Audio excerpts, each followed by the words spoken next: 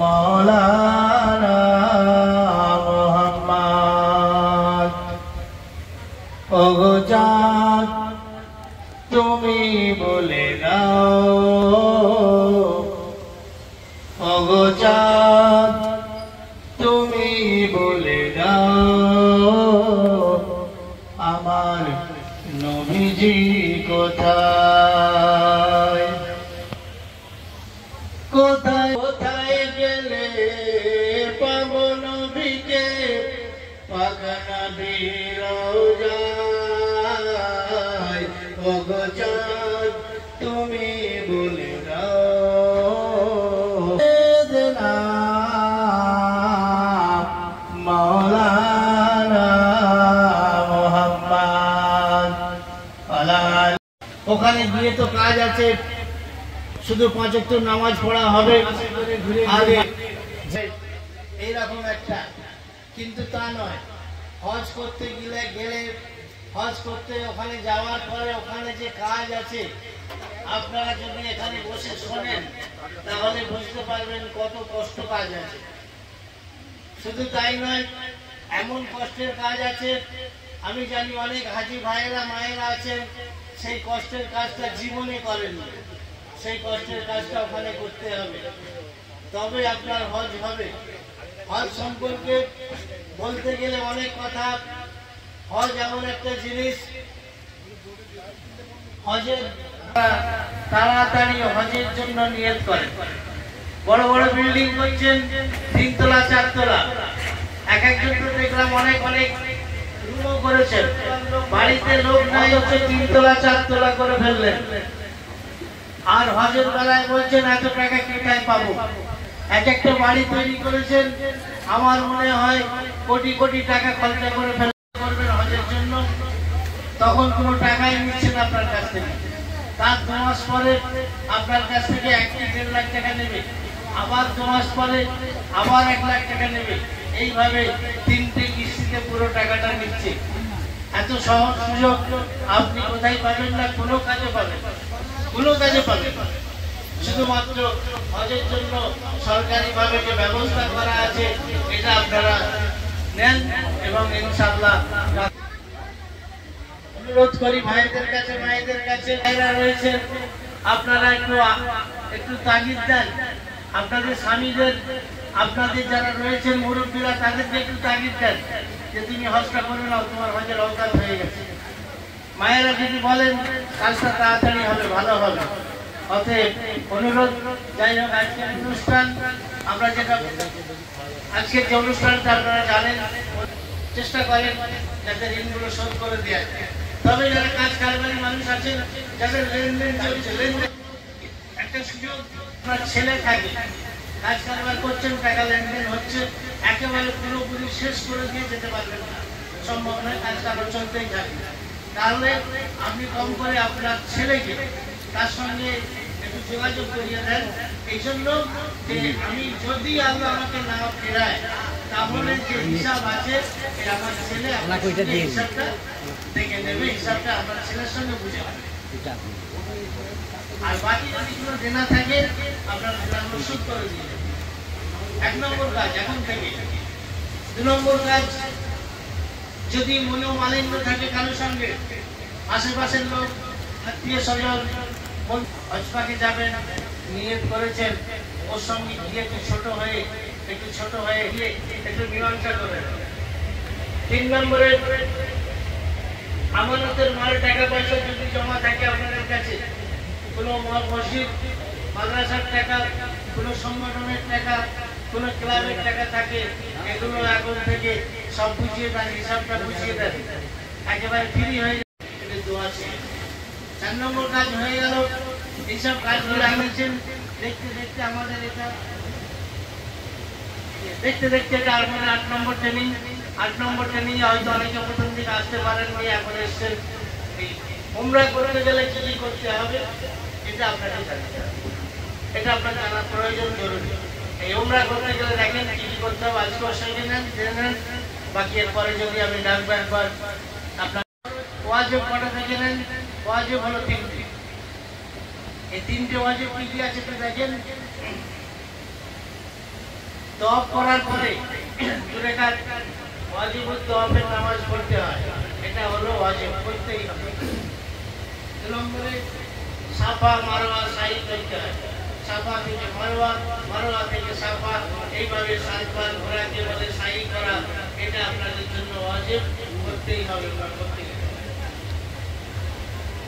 3 নম্বরে দেখেন মাথা মুন্ডন, অনেকের জন্য নেড়া হতে হবে, ডগ থেকে 1 ইঞ্চি সমান চুল কাটতে হবে, এটা হলো ওয়াজিব, করতেই। সহজ করার জন্য, যাতে করে আপনারা ভালোভাবে বুঝতে পারেন, যার জন্য এইভাবে একটা একটা করে আমরা বলে দিই। যদি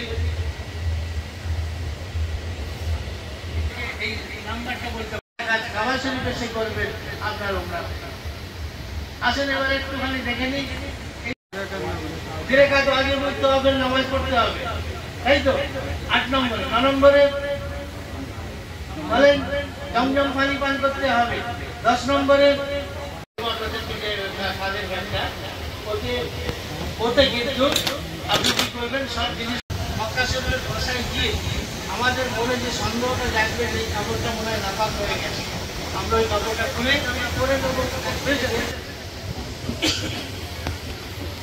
এরকম টিকিট পাবেন, এতে দেয়া থাকবে একটা যাওয়ার টিকিট, একটা আসার টিকিট এর সঙ্গে থাকবে। এইভাবে বাকি গলার কার্ডটা যেটা দেবে সেটা আমরা বাইতুল্লাহ কাবা শরীফ আর কাবা শরীফের দিকে আপনার চোখটা একেবারে এক দৃষ্টিতে তাকিয়ে রয়েছেন কাবা শরীফের দিকে, 2 হাত তুলে দিয়েছেন আর দোয়া চাইতে শুরু করে দিয়েছেন। যা মনে আছে, যে যে দোয়া চাইবার আপনার ইচ্ছা আছে, তওয়াফ করতে করতে ওজুর ব্যাপারটা আসছে। আপনি ওজু করে বেরিয়ে বাসা থেকে কোনো কারণে ওজুটা ভঙ্গ হয়ে যাবে, তখন কি করবেন? যদি তওয়াফ করতে করতে 3টের বেশি তওয়াফ হয়ে যায়, চক্কর 3 চক্কর হয়ে যায়, তারপরে যদি ওজু নষ্ট হয়, তাহলে আপনাকে আবার ওজু করে আসতে হবে। 3 নষ্ট হলে 4, 5, 6, 7 কমপ্লিট করে দিতে হবে। বুঝা গেল? 3-এর পরে যদি ওজু নষ্ট হয়, তাহলে 3, 4, 5, 6 যেমন ভাবে করছিলেন ওইভাবে করবেন। কিন্তু 3-এর আগে যদি আপনার ওজু নষ্ট হয়, তখন কিন্তু আবার 1 থেকে করতে হবে, ওটা 1 থেকে ফিরে আসতে হবে। আচ্ছা, তওয়াফ করতে করতে যদি কোনো নামাজের ওয়াক্ত এসে যায়, তবে আমাদের যেটা যা শিডিউল হয়েছে খুব সুন্দর হয়েছে, তার কারণ হচ্ছে কোনো নামাজ ওর মধ্যে আসবে না, তার আগে ফজরের আগে অনেক টাইম। আর আমরা মোটামুটি যা টাইম আছে, রাত 10টা, 11টা, 12টার মধ্যে কাবা শরীফ ঢুকতে পারলে ফজরের আগে আরামসে পুরো কাজ হয়ে যাবে একবার। আর সাফা মারার মধ্যে থাকে নামাজের ওয়াক্ত হয়ে যায়, তার কোনো সমস্যা নেই। সাফা মারা করতে করতেই যেখানে একামত হবে ওখানে দাঁড়িয়ে গেলেই হবে, প্রচুর জায়গা ওখানে। সমস্যা হচ্ছে এখানে মাতাবে কাবা শরীফের পাশে যখন নামাজ হয়, তওয়াফ করবেন, তখন যদি নামাজের ওয়াক্ত এসে যায়, তাহলে ওখানে মানে অনেক আগে থাকতেই লোক দাঁড়িয়ে পড়বে, আপনাকে দাঁড়িয়ে পড়তে হবে। আর যাদের সঙ্গে মহিলা আছে, পরবর্তী যখন তওয়াফগুলো করবেন, আদখিলনাল জান্নাতা মাল আবরার ইয়া আজিজ ইয়া গফফার ইয়া রাব্বাল আলামিন। বিসমিল্লাহ, আল্লাহু আকবার, ওয়ালিল্লাহিল হামদ। একবার টেনে দিলেন, একটা হয়ে গেল। সুবহানাল্লাহি আলহামদুলিল্লাহ ওয়া ইল্লা বিল্লাহিল আলিয়্যিল আযীম। রব্বানা আতিনা ফিদ দুনিয়া হাসানাতাও ওয়া ফিল আখিরাতি হাসানাতাও ওয়া কিনা আযাবান নার। আদখিলনাল জান্নাতা মাল আবরার ইয়া আজিজ ইয়া গফফার ইয়া রাব্বাল আলামিন। দুটো এইভাবে 3টে চক্কর হবে রমল ইস্তেবাব, বাকি 4টে চক্কর হবে স্বাভাবিক। মায়েদের জন্য 7টা চক্করই হবে স্বাভাবিক। সুবহানাল্লাহি আলহামদুলিল্লাহি লা ইলাহা ইল্লাল্লাহু আল্লাহু আকবার লা হাওলা ওয়ালা কুওয়াতা ইল্লা বিল্লাহিল আলিয়্যিল আযীম। সুবহানাল্লাহি আলহামদুলিল্লাহি লা ইলাহা ইল্লাল্লাহু আল্লাহু আকবার লা হাওলা ওয়ালা কুওয়াতা। এই 10 নম্বর কাজ হচ্ছে সাফা মারওয়া সাই করা। একটু মাসা বলে একটা বোর্ড দেওয়া আছে, এই দিক দিয়ে যেতে হবে। জানি না, এখন আমরা একটু ঘুরিয়ে দিতেও পারে, ওটা ওখানে গিয়ে গেলে বলে বুঝেছো। সাফা পাহাড়টা দেখছেন, ছোট্ট পাহাড়, সাফা পাহাড় ঘাস দিয়ে ঘেরা আছে। এই সাফা পাহাড়ের কাছে যাবেন, এখন যে ছবিটা দেখছেন এরকম নেই, এই পাশ দিয়ে আবার ব্যারিকেড দিয়ে দিয়েছে যাতে করে আপনি কাছে যেতে না পারেন। এ তো ঘেরা আছে, ফের ব্যারিকেড আছে। যাই হোক, এখন মানে ব্যবস্থা এরকম করা আছে, যেভাবে আছে সেভাবেই হবে। আমরা সাপা পাহাড়ের কাছে যাব, গিয়ে সাপা পাহাড় থেকে কাবা শরীফের দিকে মুখ করে ছোট্ট করে একটু দোয়া চেয়ে নেব। কারণ সাপা পাহাড়ের এই জায়গাটায় আমাদের দোয়া কবুলিয়াতের জায়গা। এখান থেকে কাবা শরীফের দিকে মুখ করে ছোট্ট করে দোয়া চেয়ে নেবেন। নেয়ার পরে সাই করার জন্য নিয়ত করবেন। প্রথমে নিয়ত কি করবেন? আল্লাহ, আমি সাফা মারওয়া সাই করার জন্য নিয়ত করছি, আমার জন্য কবুল করুন, আমার জন্য সহজ করুন। এই নিয়তটা করে আস্তে আস্তে সাফা থেকে, যে সাফা স্টার্ট যেখানে আছে এখান থেকে সাফা থেকে মারওয়ার দিকে আস্তে আস্তে হেঁটে হেঁটে এগিয়ে চলেছে। একটু এগিয়ে যাওয়ার পরে দেখবেন এরকম গ্রিন বাতি আছে, গ্রিন বাতি আছে। প্রথমে যখন সাফা থেকে স্টার্ট করবেন, যে দোয়াটা সবাই পড়ে সেটা পড়বেন, আর যেগুলো দোয়া পড়তে পারেন, কোনো অসুবিধা নেই। তবু আপনারা চতুর্থ কালেমা লা ইলাহা ইল্লাল্লাহু ওয়াহদাহু লা শারীকা লাহু লাহুল মুলকু লাহুল হামদ ওয়া হিয়াল মুমিতু বিয়াদিহিল খায়র ওয়া হুয়া আলা কুল্লি শাইইন কাদির।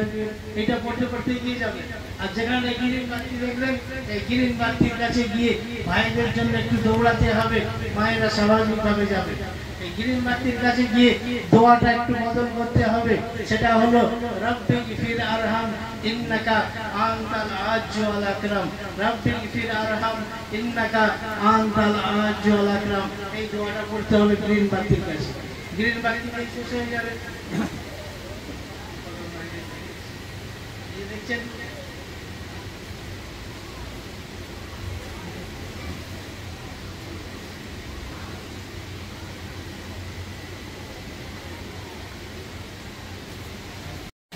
এই 5টা দিন হলো হজ।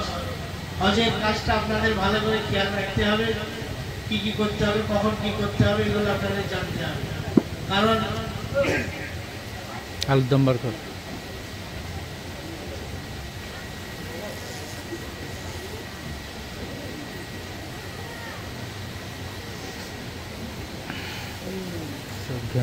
হজের 5 দিন এবার আমরা প্রতিটা ট্রেনিংই বলেছি, এবার আজকে আসছেন আপনারা শুনে।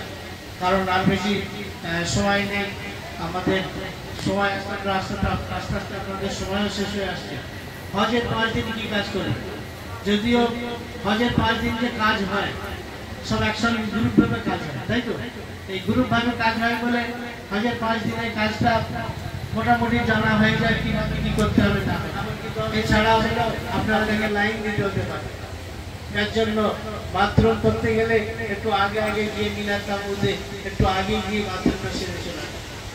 হজের নামাজটা পড়ে নিলেন, সকাল হয়ে গেল, সকালে আপনাদের চা এসে যাবে, টিফিন এসে যাবে মুআল্লিমের লোকের দ্বারা, বুঝেছেন তো? জোহর হয়ে যাবে, জোহরে আবার জামাত করে নামাজ পড়ে নেবেন মিনাত তাম্বুতে। আর কি করবেন? বেশি বেশি গল্প করবেন না। এখন যেমন একটা তাম্বু, এরকমই ধরনের তাম্বু, গল্প খুব বেশি হয়, গল্প কম করবেন, আর বেশি বেশি করে দোয়া দুরূদ পড়বেন, আর সবচেয়ে বেশি বেশি পড়বেন লাব্বাইক।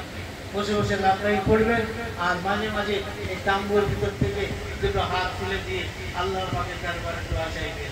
কারণ এই মিনাত তাম্বু থেকে দোয়া কবুলের জায়গায় মিনাত তাম্বু।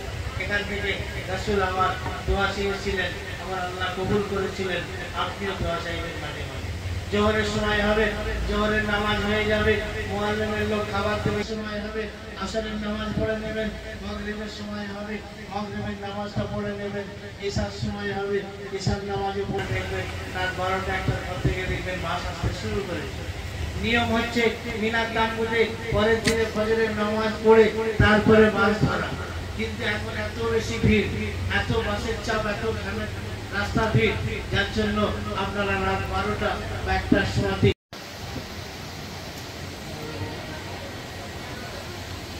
মুজদালিফা ছবি দেখছেন। এই মুজদালিফা আপনার পৌঁছাতে রাত 12টা 1টা 3টা হয়ে যায়।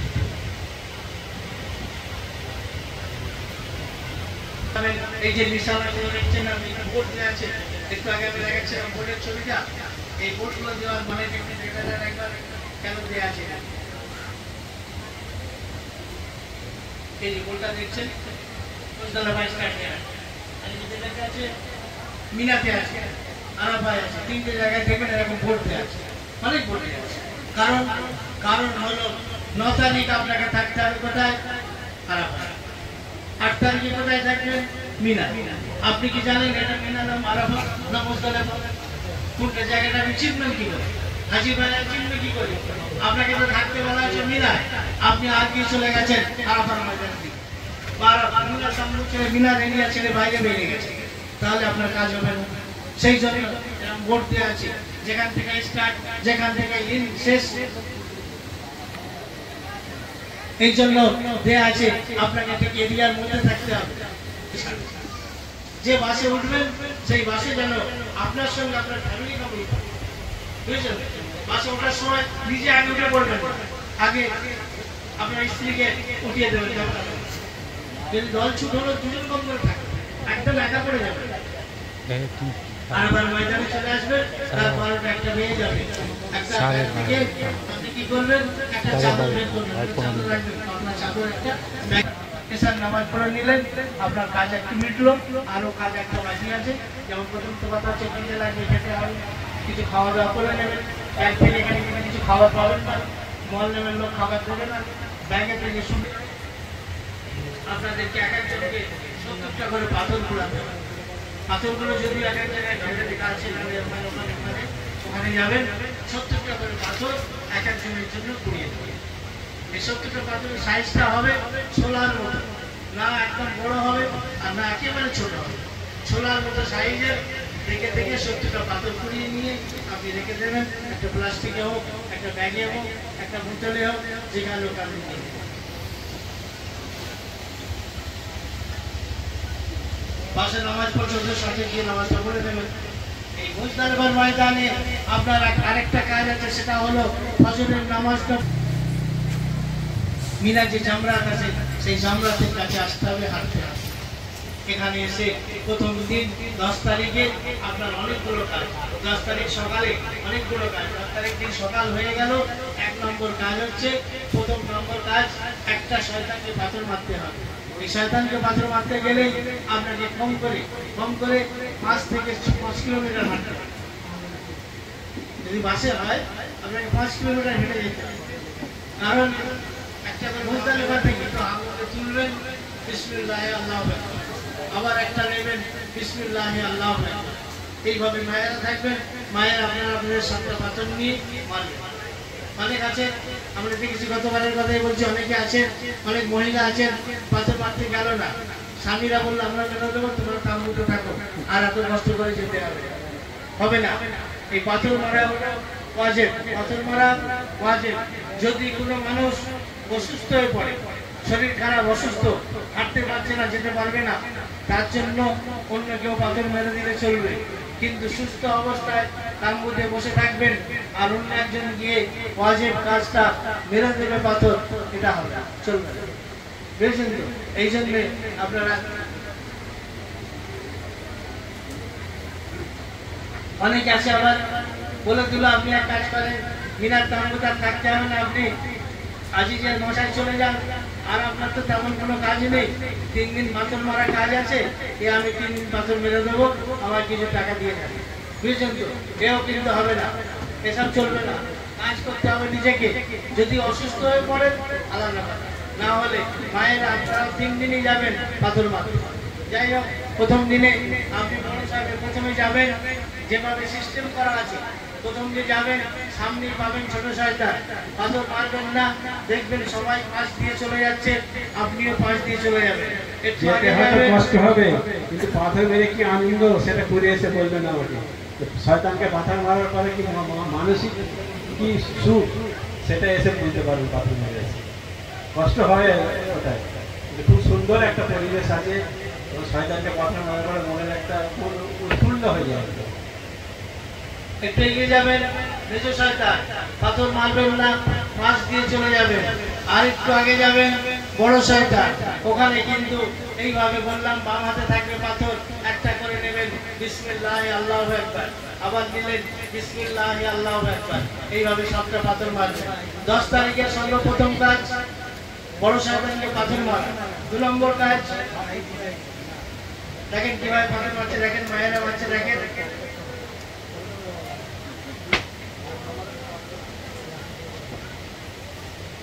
দুই নম্বর কাজ কোরবানি করা। ওই দিনে আপনাদের কোরবানিটা হচ্ছে কি হয়নি এই খবরটা না আসা পর্যন্ত আপনাদেরকে মিনার তাম্বুতে বসে থাকতে হবে, অপেক্ষা করতে হবে। আর যারা নিজেরা চলে যাবেন কোরবানি দিতে, তারা কোরবানি করলে তারপরে বাকি কাজগুলো করতে পারবে। দুই নম্বর কাজ কোরবানি করা। তিন নম্বর কাজ মাথা মুন্ডন। যখনই আপনি খবরটা পেলেন আপনার কোরবানিটা হয়ে গেছে, এবারে আপনাকে নাড়া হতে হবে। ভাই মায়েদের 1 ইঞ্চি সমান চুল কাটতে হবে, এই দুটো কাজ। এটা 3 নম্বর কাজ, 10 তারিখের কাজ। এই কাজটা করে নিয়ে ভাইরা কি করবেন, 3 নম্বর কাজ হয়ে গেল। এই 4 নম্বর কাজটা করে নেবেন। নেড়া হয়ে যাচ্ছে দেখেন। 4 নম্বরে গোসলটা করে নেবেন, করে নিয়ে এহরামের কাপড়টা খুলে স্বাভাবিক পায়জামা, পাঞ্জাবি, লুঙ্গি যা কিছু পরার আছে নিয়ে করে নেবেন। 10 তারিখের কাজ। মায়েরা আপনারা কি করবেন, আপনাদের 1 ইঞ্চি সমান চুল কাটা হয়ে গেলে আপনারা গোসল করে নেবেন। বাথরুমে গিয়ে গোসল করে নিয়ে একটা নতুন সেট জামা কাপড় বের করবেন, করে পরে নেবেন। কারণ ওই দিনটা আমাদের এখানে কোরবানির দিন, বুঝেছেন তো, বকরা ঈদের দিন। ভাইরা আপনারা একটা সেট রাখবেন নতুন, বুঝেছেন তো, সেটটা পরে নেবেন। হজের কাজ অনেকটাই হয়ে যাবে তো, আর অল্প কিছু বাকি আছে, যার জন্য আপনারা নতুন সেটটা পরে নেবেন। গোসল করে স্বাভাবিক হয়ে গেলেন, ওই দিনের কাজ শেষ হয়ে গেল 10 তারিখ। 10 তারিখে আরেকটা কাজ আছে, যদি পালন করে নিতে পারেন, কিন্তু সম্ভব হয় না, এইদিকে সময়টা অনেকটা চলে যায়, যার জন্য আমরা বলি 10 তারিখে আর করবেন না, 11 তারিখ।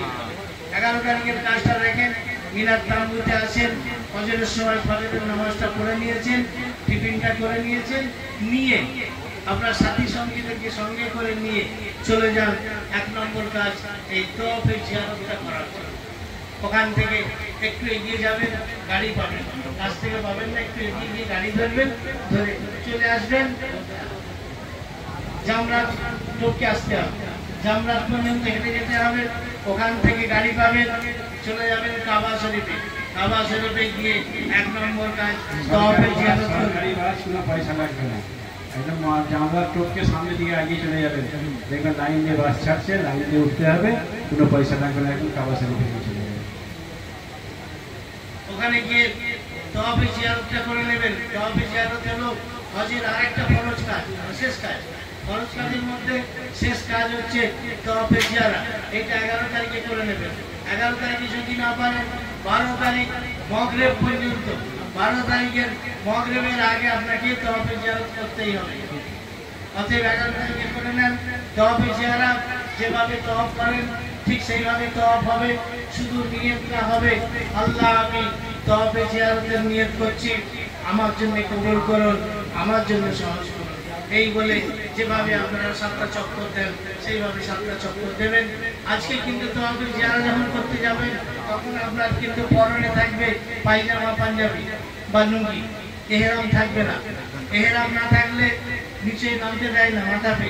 কিন্তু এই সময়টার জন্য আপনাদের জন্য ছাড়, এই 2-3 দিন ছাড় আছে, আপনারা নিচে নামতে দেখতে দেবে পুলিশ, আপনারা গিয়ে তওয়াফে জিয়ারত করবেন। এই তওয়াফে জিয়ারতটা করবেন স্বাভাবিক অবস্থায়, এখানে রঙের ইস্তেমা লাগবে না, বুঝেছেন তো। যেমন স্বাভাবিকভাবে 7টা চক্কর দেন সেইভাবে স্বাভাবিকভাবে 7টা চক্কর দেওয়া হবে। 1 নম্বর কাজ হবে। 2 নম্বর কাজ হলো 2 রাকাত ওয়াজিব পড়তে হবে, নামাজ পড়তে হবে। 2 রাকাত ওয়াজিব পড়তে হবে, নামাজ পড়বেন, পড়ে চলে যাবেন। 3 নম্বর কাজ এই সাফা মারওয়া সাই করতে হবে। ঠিক যেভাবে উমরার সময় সাফা মারওয়া সাই করেন, ঠিক সেইভাবে আবার সাফা মারওয়া সাইটা হয়ে যাবে। এই 3 নম্বর কাজটা করে সাফা মারওয়া সাই করে। আজকে কিন্তু অন্যান্য সময় ইহরাম করে সাফা মারওয়া সাই করেন, কিন্তু আজকে কিন্তু জামা পায়জামা পরে আপনার সাফা মারওয়া সাই হয়ে যাবে। সাফা মারওয়া সাই করে ওখান থেকে আবার গাড়ি ধরে, বাস ধরে আপনারা চলে আসেন জামরা। এই জামরাতে এসে আজকে কিন্তু 11 তারিখ, আজকে 3টে শয়তানকে পাথর মারতে হবে। আজকে আবার কি করবেন, যখন যাবেন তখন অবশ্যই 3-7 21টা পাথর প্রত্যেকে ব্যাগে করে নিয়ে যাবেন। 21টা পাথর নিয়ে ব্যাগে করে যাবেন। আসার সময়, ফেরার সময় যখন আপনি ফিরবেন তবে জিয়ারা করে প্রথমেই পড়বে জান্নাত, তারপরে আপনাদের মিনার তাম্বু বা মিনার মশা। ওইখানে কি করবেন, ওই জামরাদের কাছে নেমে ওখানে আপনি আজকে 3টে শয়তানকে পাথর মারবেন। প্রথমেই যাবেন ছোট শয়তান, ঠিক 7টা পাথর এইভাবে মারবেন। এগিয়ে যাবেন মেজ শয়তান, আবার 7টা পাথর মারবেন। আরেকটু এগিয়ে যাবেন বড় শয়তান, আবার 7টা পাথর মারবেন। 11 তারিখের কাজ শেষ। ওখান থেকে হেঁটে হেঁটে হোক বা যেভাবেই হোক আপনি মিনার তাম্বুতে এসে আরাম করবেন। 11 তারিখ শেষ হয়ে যাবে, এবারে 12 তারিখ। 12 তারিখে আপনাদের একটাই কাজ বাকি আছে, সেটা হলো জোহরের পরে এই কাজটা করতে হবে। জোহরের পরে 3টে শয়তানকে পাথর মারতে হবে। এই জন্য আপনি কি করছেন, জোহর পর্যন্ত মিনার তাম্বুতে থাকেন। জোহরের সময় খাওয়া দাওয়া করেন, জোহরের নামাজটা পড়ে নেন। পড়ে নিয়ে আপনাদের যে ব্যাগ বিস্তারা যা আছে সাথী সঙ্গী, তাদেরকে সঙ্গী করে নিয়ে ওখানে দাম দেবো না, দেবেন তর্ক না, দেবেন না, দেবেন না, যে দেবেন সে দেবেন। দম যদি দিতে চান তাহলে এই যে ফাঁক সময় পাবেন আপনি, হজ শেষ হয়ে যাওয়ার পর থেকে মদিনা শরীফে যাওয়ার আগে যে ফাঁক আছে এই ফাঁকের মধ্যে দম দিতে পারবেন। দম যদি দিতে চান, যেহেতু আমি থাকবো সঙ্গে ইনশাল্লাহ আপনাদের সঙ্গে, আমি আপনাদের সঙ্গে করে নিয়ে যাব। নিয়ে গিয়ে যেখানে ছাগল বিক্রি হচ্ছে ওখান থেকে নিয়ে ওখানে যেখানে দম দেওয়া হচ্ছে ওখানে গিয়ে আপনারা দমটা দেখে আসতে পারবেন, নিজে হাতে দমটা দিয়ে আসতে পারবেন। বা দেখে আসার জন্য আপনার ইচ্ছা করেছে বুঝছেন, দমটা একবার দিয়ে দেবেন, যারা দেবেন, যারা দেবেন না দেবেন না। তারপরে দেখবেন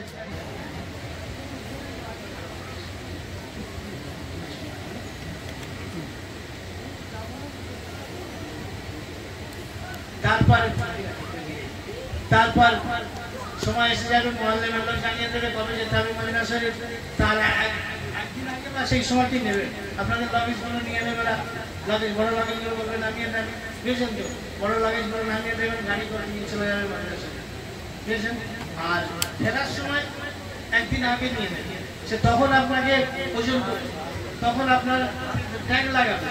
এখন না, এখন মদিনা শরীফ যাচ্ছেন তো, এখন ওজন টোজন কিছু হবে না, শুধু আপনারা ব্যাগগুলো নামিয়ে দেবেন, ওরা গাড়ি করে নিয়ে চলে যাবে।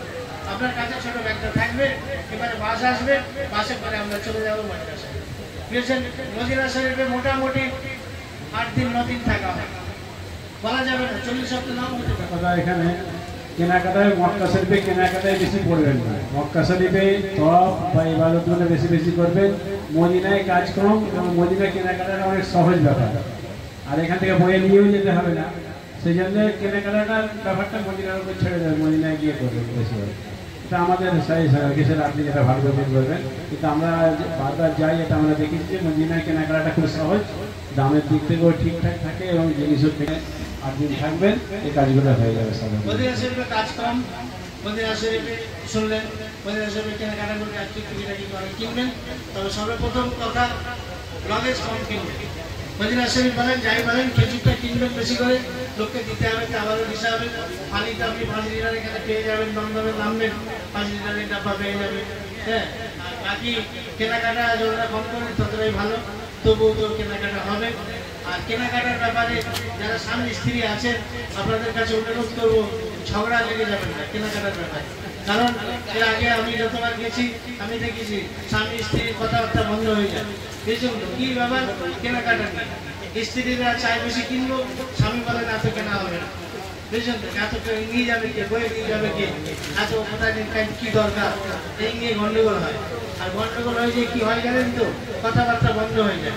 এগুলো খেয়াল রাখবেন মায়েরা, আপনারা কেনাকাটার থেকে বেশি বেশি কিনবেন, কিন্তু অতিরিক্ত না।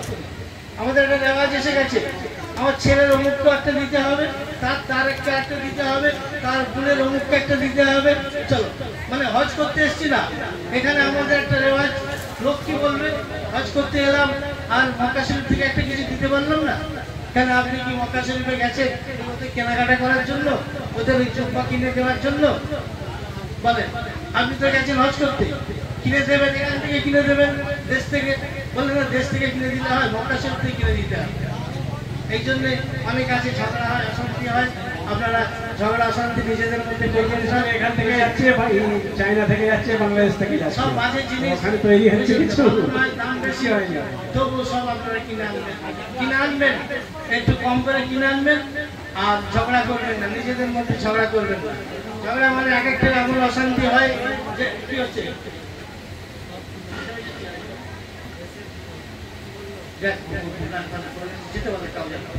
যারা কাগজ ভুলে গেছেন তারা কাগজ বাড়ি থেকে নিয়ে আসে। ভ্যাকসিন দেবেন না, 26 তারিখে ভ্যাকসিন হবে, চুচুড়ায় চলে যাবে ভ্যাকসিন দেবে। বারে বারে বলেছি কাগজ আনতে, যদি বলেন কাগজ আনতে ভুলে গেছি বলে বলেন, কোনো কথা আছে বলেন, একটা কাগজ আনতে ভুলে গেছে। ইচ্ছাটা হয়ে যাবে সবাই, যদি না হয় পরের কথা, যদি না হয় তবু বলি আরেকটা ডেট আছে 26 তারিখ চুচুড়ায় যেতে হবে, সেখানেও হয়ে যাবে। অনেকে ভাইয়েরা সত্যি কথা বলতে, প্রথম যে ট্রেনিংটা হলো চুচুড়ায়, তাই তো ট্রেনিং হয়েছে চুচুড়ায়, খুব কম লোক গেছে। আর এবারে ওই যে সিলেটগুলো দেখাচ্ছে না, চুচুড়ায় যাওয়ার পরে সিলেট, যারা যায়নি তারা ভালো কথা বলেন, ওরা বলছে আপনারা যান। যাই হোক চলেন।